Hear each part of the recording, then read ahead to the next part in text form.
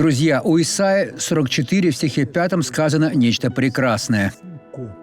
Бог говорит о людях, утверждающих, что они от Господа.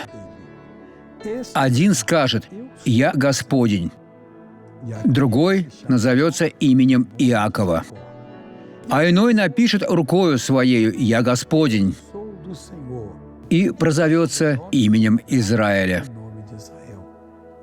Это Господь Бог говорит: «Меня не обмануть». Глядя в любое место, Он узнает нас. Однако печально, если человек стыдится Бога. Это ужасно.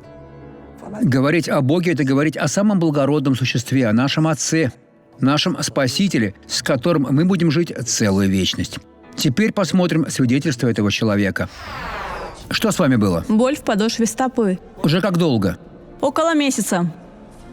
1 месяц. Теперь прошла? Теперь я топаю ногой, мне не больно. Не больно. Вы ходили хромая или нет? Я ходила хромая. Но ведь вы красивая женщина. Идите нормально. Идите нормально.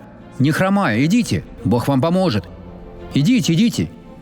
Теперь вернитесь. Теперь идите быстрее. Готово, сестра. Все прошло. Дело почти сделано. Осталось только пробежаться. Пробегитесь. Ну вот, смотрите, друзья. Теперь бегите, бегите.